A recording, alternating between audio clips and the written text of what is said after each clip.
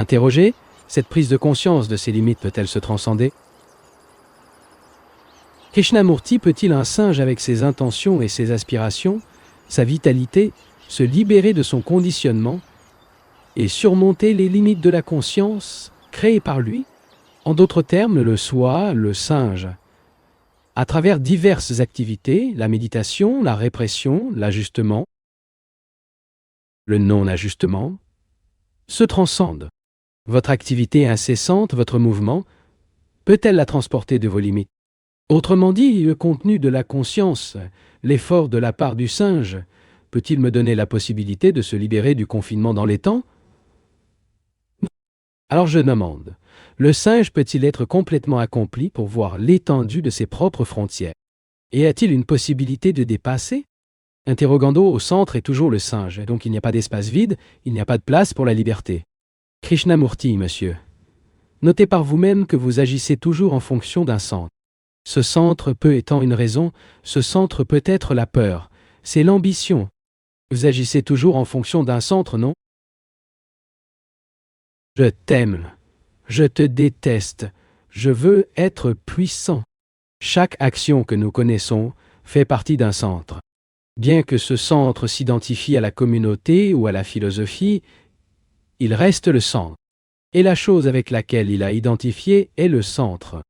Savez-vous que ce mouvement vérifie toujours où y a-t-il des moments où le centre est inactif? Cela se produit soudain, nous regardons, vivons, ressentons sans aucun centre. Et c'est une dimension totalement différente. Et bientôt, pensée entre en action en disant « à quel point c'était merveilleux, j'aimerais continuer comme ça ». Ensuite, il devient le centre. Le souvenir de quelque chose qui s'est produit quelques secondes devient le centre, grâce à la pensée. Nous réalisons l'espace que ce centre crée autour de lui-même, de l'isolement, de la résistance, des formes d'évasion. Tant qu'il y aura un centre, il y aura l'espace qu'il a créé. Et nous souhaitons étendre cet espace parce que nous pensons que l'expansion de l'espace est nécessaire pour vivre avec amplitude. Mais dans cette conscience extensible est toujours le centre. Et par conséquent, l'espace, aussi dilaté, sera toujours limité. Observez-vous. N'écoutez pas seulement. Regardez-vous et découvrez simplement ces choses. Et la bataille des relations se situe entre deux centres, chacun souhaitant se développer, imposer, dominer, les singes en pleine activité. Alors je veux apprendre. En disant, je vois cela très clairement. L'esprit et l'apprentissage. Comment ce centre existe-t-il? Est-il le résultat de la société? Une culture? Ou est-ce un centre divin? Je suis désolé pour l'utilisation de la parole divine, qui a toujours été étouffée par la société et la culture. Hindou et d'autres appellent Atman, cette chose sublime que nous avons en nous, et est toujours étouffée. Par conséquent, il est urgent de libérer l'esprit afin qu'il cesse d'être étouffé et que la vraie chose, le vrai singe, puisse sortir. Le centre, bien sûr, est créé par la culture dans laquelle nous vivons, pour nos souvenirs et nos expériences conditionnées par notre propre fragmentation. Par conséquent, ce n'est pas seulement la société qui crée le centre, mais aussi le centre se déplace. Ce centre peut-il surmonter les frontières qu'il a lui-même créées? Ce centre peut-il faire le silence, se contrôler, méditer, suivre un modèle, exploser et aller au-delà? Il ne peut pas être sûr. Plus il s'adapte à la norme, plus il deviendra fortant, bien que l'imaginé se libère. La clarification, bien sûr, est cet état mental où le singe n'est jamais en action. Comment le singe peut-il enfin finalement vos activités? Pas par imitation ou l'ajustement ou dire « ainsi est tant que la clarification, j'en tirerai en tirer des leçons ». Tout cela est des arts de singe. Perçoit le singe le matin où il pratique avec lui-même disant « Je suis prêt à aider la société à transformer la société. Je m'intéresse aux valeurs sociales, par le comportement vertueux, dans la justice sociale. » Répondez-y, monsieur. Ne pensez-vous pas que tout cela est le matin que le singe s'entraîne avec lui-même? Ceci est si clair qu'il n'y a aucun doute sur vous. Si vous n'êtes pas sûr de cela, monsieur, Alors nous examinerons et examinerons ensemble. Un mundo.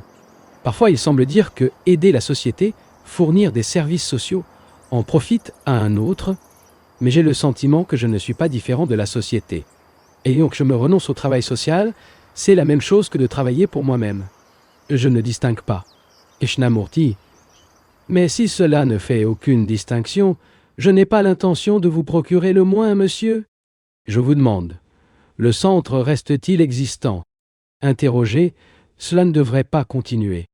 Krishnamurti, rien ne devrait pas, car nous sommes ensuite entrés dans un domaine très différent.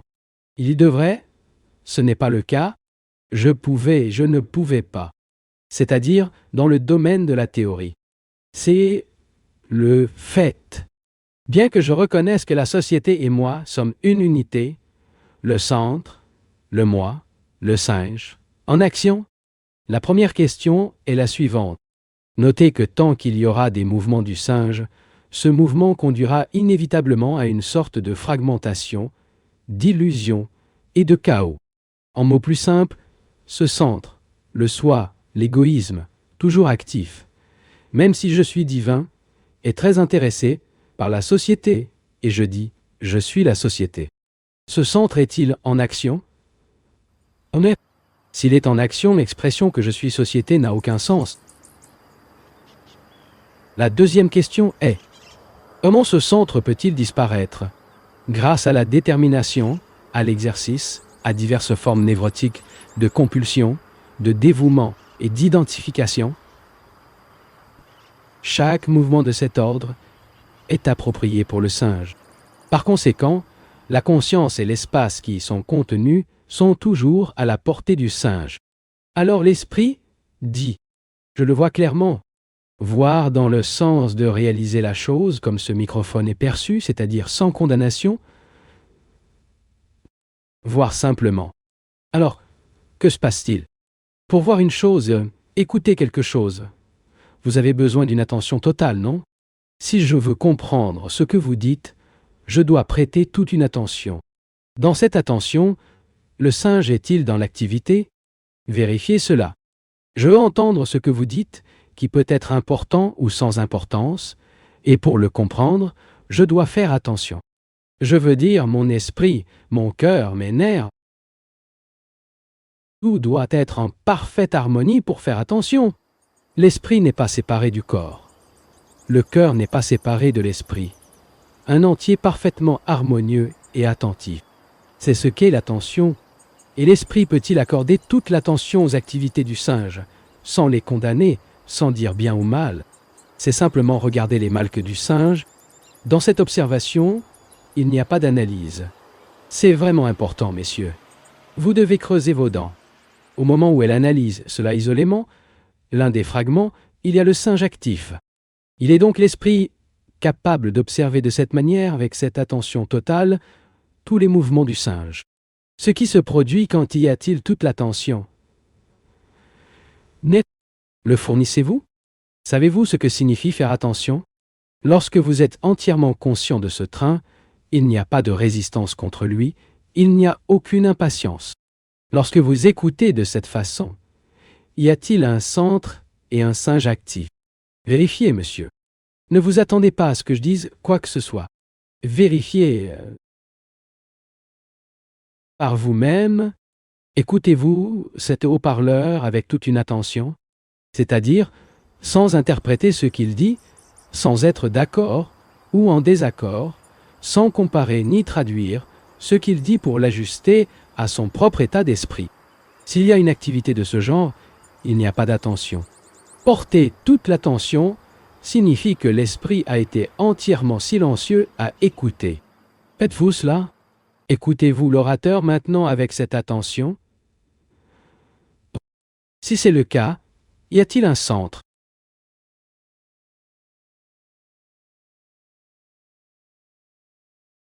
Au cours des dernières semaines, nous avons envisagé d'innombrables problèmes concernant nos vies ensemble. Les problèmes que nous créons nous-mêmes et ceux que la société nous crée.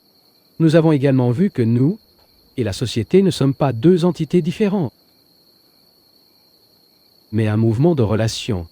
Si quelqu'un s'intéresse sérieusement à la société et s'est activement engagé à modifier la société, ses normes, ses valeurs, sa moralité, mais ce n'est pas le cœur de son propre conditionnement.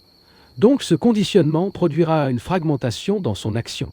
Par conséquent, il y aura plus de conflits, plus de détresse et plus de confusion. Tout cela considère plus ou moins pleinement.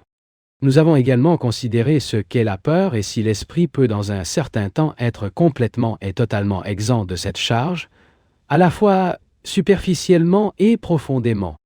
Et nous examinons la nature du plaisir, très différente de la joie et de la joie. Nous avons examiné la question des nombreux fragments qui composent notre structure, notre être. Dans notre examen, nous avons vu que ces fragments divisent et maintiennent toutes les relations humaines séparées et qu'un fragment donné assume l'autorité et devient l'analyste, le capteur d'autres fragments. Hier, lorsque l'on considère la nature de la conscience, nous avons examiné la question de l'attention.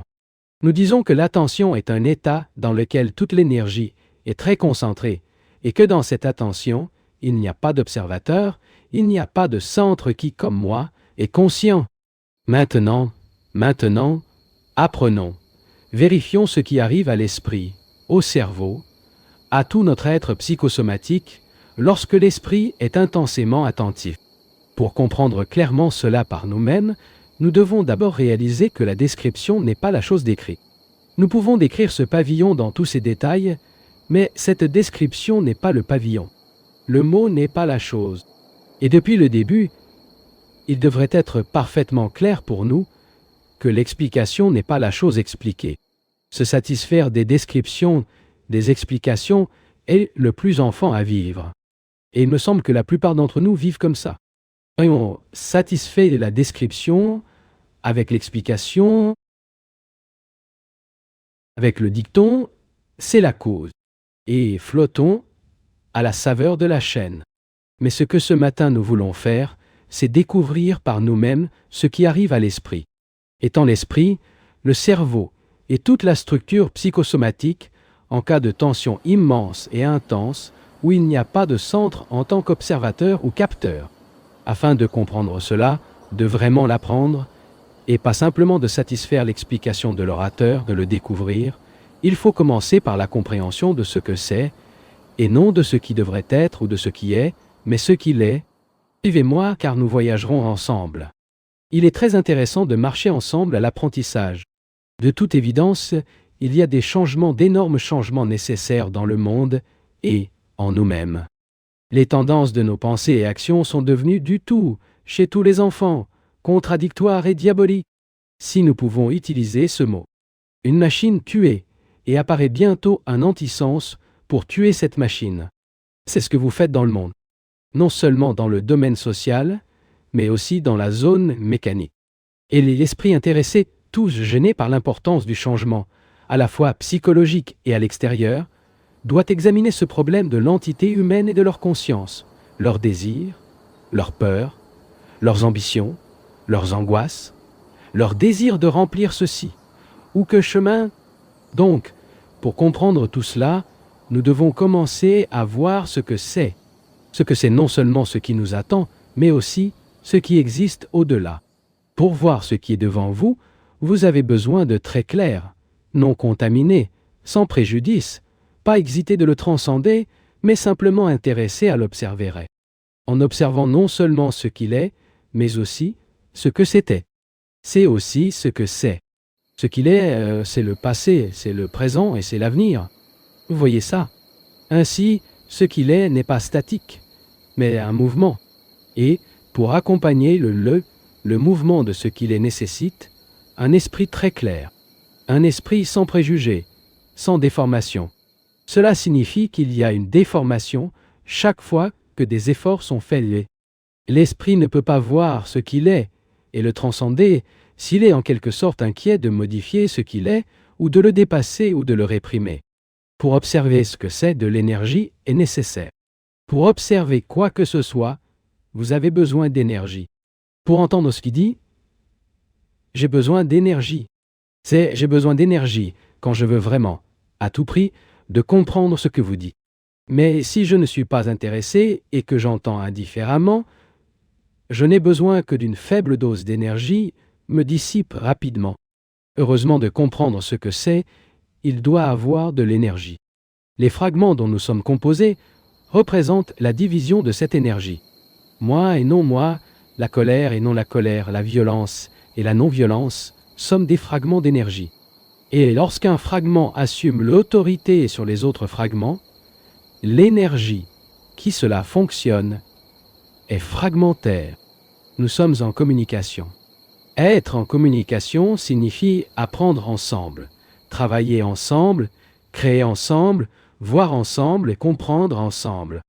Ce n'est pas seulement moi qui parle et que vous écoutez, et disant « intellectuellement je comprends ». Ce n'est pas une compréhension.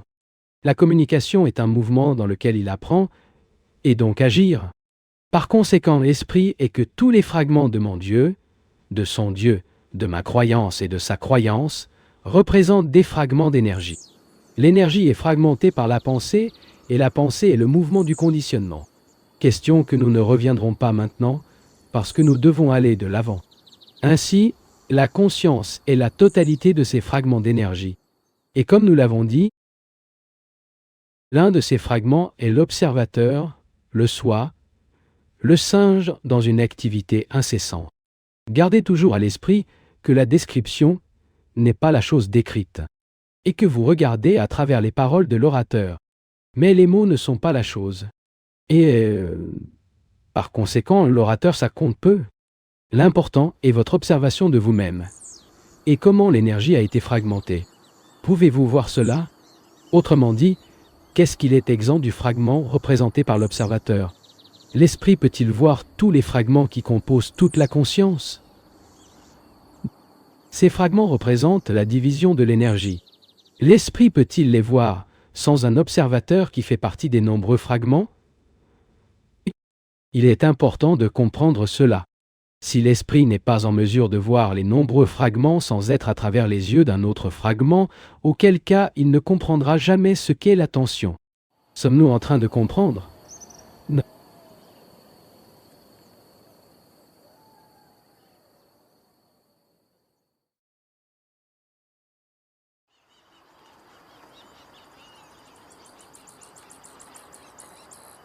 Peu importe s'il est passif ou actif. J'ai demandé s'ils écoutaient. L'écoute signifie être conscient. Et en cette attention, le singe est-il dans l'activité? Ne dites pas oui ni non. Découvrez et apprenez. Et quelle est la nature de cette attention ou ne pas venir? Avec le singe qui fait les matins? Interrogez dans cette tension. L'esprit est vide de pensée. Krishnamurti, je ne sais pas, monsieur. Je ne l'ai pas verbalisé avec des expressions telles que sans réflexion, vide, etc. Appris et découvrir. Cela nécessite une attention constante et ne pas sans l'attention. La nature de l'esprit, lorsqu'il est dans cet état d'attention totale. Interrogez, comme nous le disons que l'esprit n'est pas présent, est-il présent? Krishnamurti, non monsieur. S'il est dit qu'il n'est pas présent pour la communication verbale, la mémoire est présente. Mais je demande, quand vous êtes complètement attentif, y a-t-il un centre? Maintenant, c'est si simple. Lorsque vous regardez une chose vraiment amusante qui vous fait rire, y a-t-il un centre?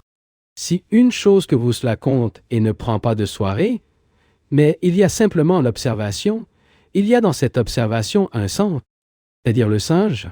S'il n'y a pas de centre, la question est alors la suivante. Cette tension peut couler, rester en mouvement, non seulement un instant, puis disparaître, mais continue de couler naturellement, doucement, sans aucun effort. L'effort implique la présence du singe, l'apparition du singe. Tu me le suivez? Le singe devrait agir lorsqu'il s'agit de réaliser un certain travail. Mais cette activité de singe est-elle née de l'attention ou est-elle indépendante de l'attention? Et au bureau pour travailler, est-ce un mouvement d'attention ou est-ce un mouvement de singe? Cela entre en action et dit que je veux être meilleur que mes collègues, gagner plus d'argent, travailler plus dur, rivaliser, devenir manager. Le pénètre, monsieur. Lequel des deux mouvements est dans votre vie? Le mouvement de l'attention ou le mouvement du singe? Répondez à vous par vous-même. Si le singe prend des mesures et fait du diabrura, et les singes font toujours des diabrures, le diabrura peut-il être effacé et ne pas laisser la marque? Continuez à pénétrer, messieurs. Vous ne voyez pas la beauté qui y est? Hier, quelqu'un vous a dit quelque chose de faux. Le singe est entré en action, vous donnant envie de dire « Hé, tu es un menteur !» Ou que s'est-il passé le mouvement de tension dans lequel le singe n'est pas actif? Si c'est le cas, alors ce mensonge ne produit aucune marque. Lorsque le singe réagit, laisse-t-il la marque? Alors je demande, cette attention peut-elle toujours évoluer? Non, pas comme maintenir une attention continue. Parce que c'est le singe qui demande. Mais quand il y a toujours le mouvement de l'attention, l'esprit suit simplement ce mouvement. C'est à vous de répondre à cette question. L'attention peut-elle toujours évoluer? C'est une question d'importance vitale. Nous ne connaissons que le mouvement du singe, et une seule fois avons-nous l'attention que le singe n'apparaît absolument pas. Mais alors le singe dit « Hey, je veux avoir sa attention ». Et là, il va au Japon pour apprendre à méditer ou pour que l'Inde s'assoie au pied de quelqu'un. Et nous avons demandé, ce mouvement de tension n'est-il pas par rapport à la conscience telle que nous la connaissons? Ce n'est pas... Bien sûr, cette tension, en tant que mouvement, peut-elle circuler? Comment tous les mouvements circulent-ils? Et si le singe entre dans l'action, peut-il lui-même prendre conscience d'être en action? Et donc, de ne pas s'immiscer sur le mouvement de l'attention. Hier, quelqu'un m'a insulté et le singe était éveillé pour répondre. Mais comme il a pris conscience de lui-même et de toutes les conséquences de ses matins, il s'est poursuivi et a fait passer son attention. Il ne s'agit pas de savoir comment maintenir le mouvement. Il est important de le réaliser, car au moment où il est dit maintenir le mouvement, c'est l'action du singe. Mais si le singe sait qu'il est actif, la sensibilité de cette perception le rend immédiatement silencieux. Interrogé dans ce mouvement de tension, il n'y a pas d'intérêt égoïste. Par conséquent, il n'y a pas résistance ou gaspillage d'énergie. Krishnamurti, monsieur, attention signifie une grande énergie au plus haut degré, n'est-ce pas?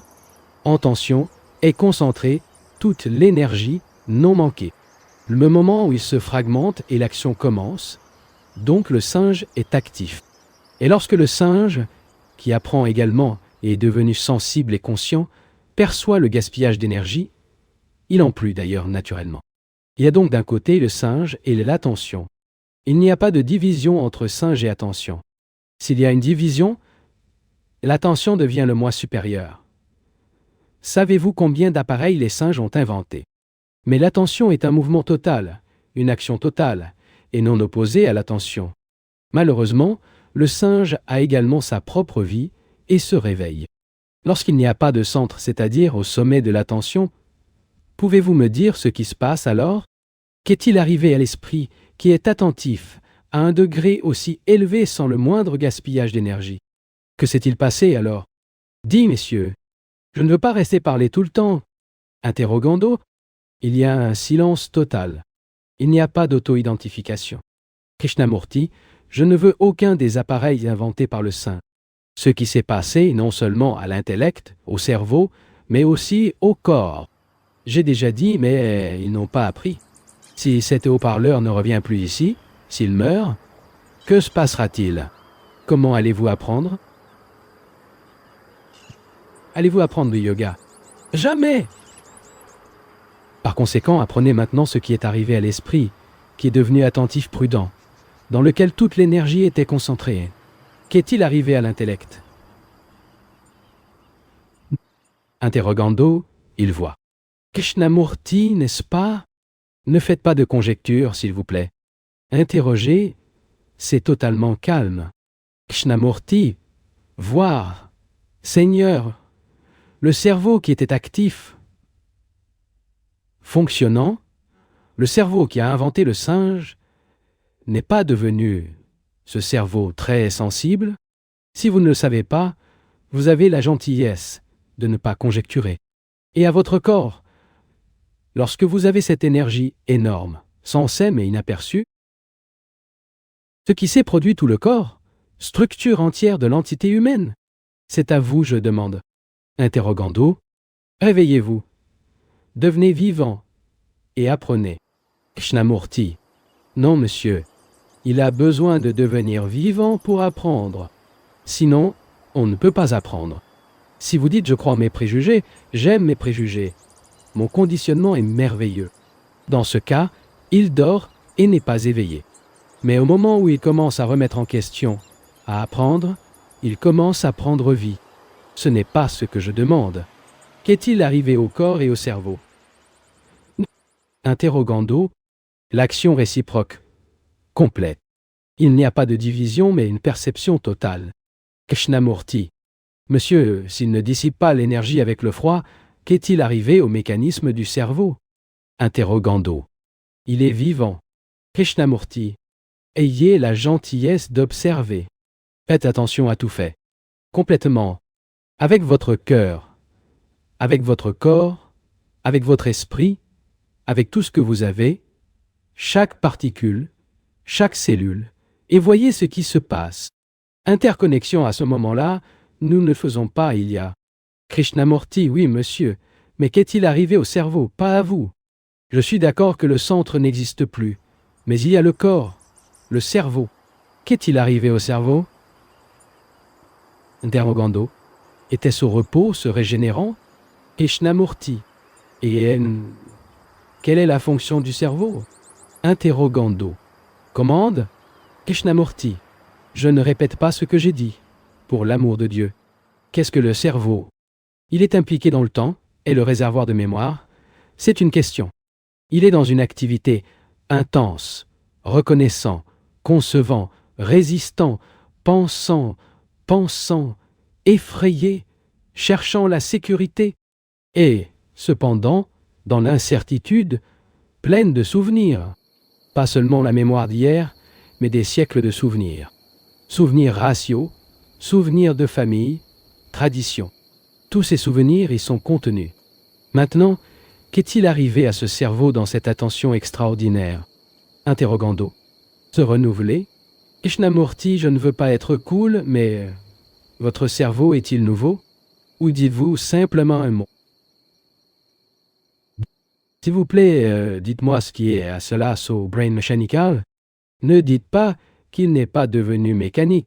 Le cerveau est purement mécanique, réagissant toujours en fonction de son conditionnement, de ses antécédents, de ses peurs, de son plaisir. Qu'arrive-t-il à ce cerveau lorsqu'il n'y a pas de gaspillage minimal d'énergie? Interrogando. Il commence à devenir créateur. Krishnamurti. Eh bien, laissez-le le laisser demain.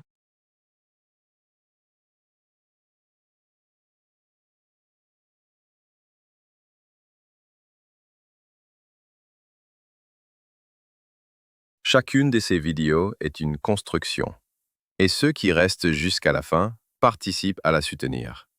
Si ce contenu a résonné en toi, laisse un commentaire, partage, abonne-toi et bien sûr, mets un j'aime. Et jette aussi un œil au lien dans la description. Il y a d'autres chemins à explorer. Merci beaucoup, une grande accolade, et à très bientôt.